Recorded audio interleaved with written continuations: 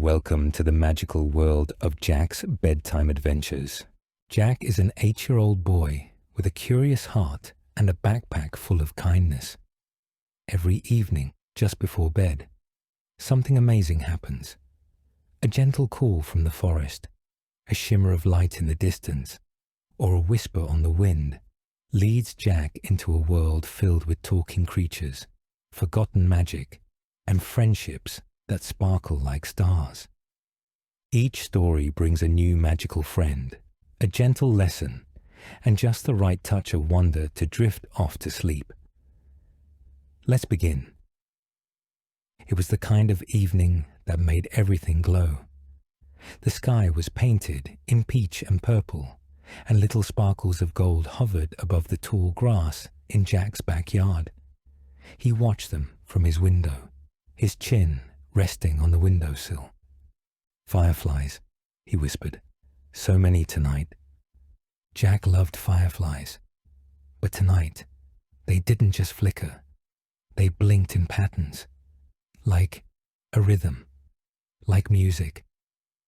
Curious, he grabbed his hoodie, tiptoed past his sleeping dog Bobo, and slipped outside. The air was cool and sweet with the scent of clover. Jack followed the flickering lights into the field behind his house, the tall grass brushing his knees. As he stepped through the meadow, the fireflies seemed to move together, blinking in waves, like they were playing a song he couldn't hear. Then he saw it. A small clearing ahead, surrounded by wildflowers, glowing with the soft light of 1,000 fireflies. In the middle stood a peculiar creature, short, round, with stubby legs, oversized ears, and a coat that shimmered like moonlight on water. In one paw, it held a tiny baton made from a blade of grass. It turned and smiled. "Ah, you must be Jack." Jack blinked. "How do you know my name?"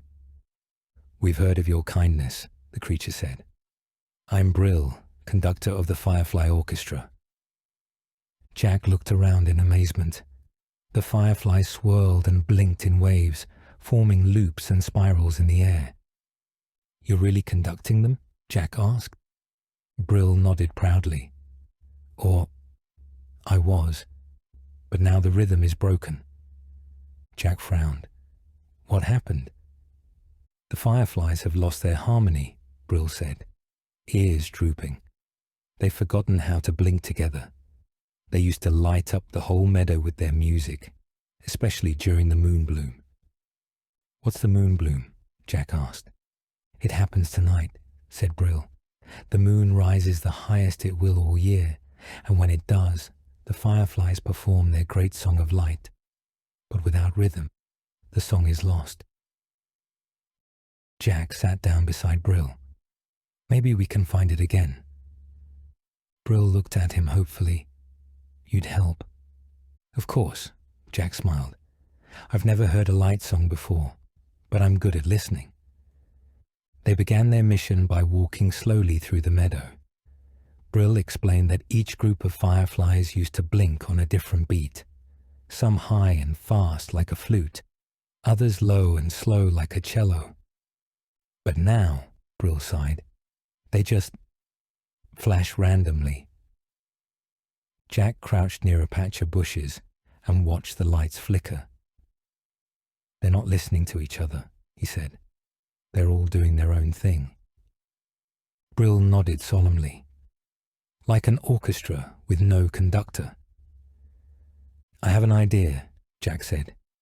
He pulled out his flashlight and turned it on and off in a gentle pattern. "Blink. Blink, blink. Blink. What if we give them a beat?" Brill's ears perked up. "Yes, a signal."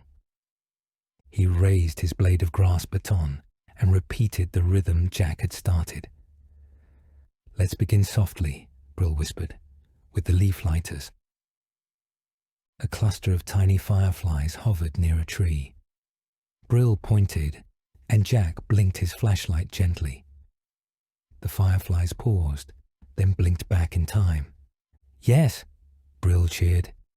They remember. One by one, they move through the meadow, bringing each section of fireflies into rhythm. The pond glows, the sky dances, even the sleepy moss lanterns. With each new group, the meadow grew brighter, the pattern smoother, the rhythm stronger. Jack noticed the moon beginning to rise, a glowing silver coin in the sky. It's almost time. Brill climbed onto a smooth rock, lifted his tiny baton, and called out softly, "Ready, everyone." The fireflies hovered in stillness.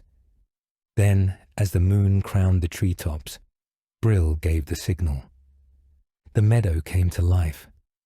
Light soared and pulsed in waves of color, amber, soft green, gentle blue.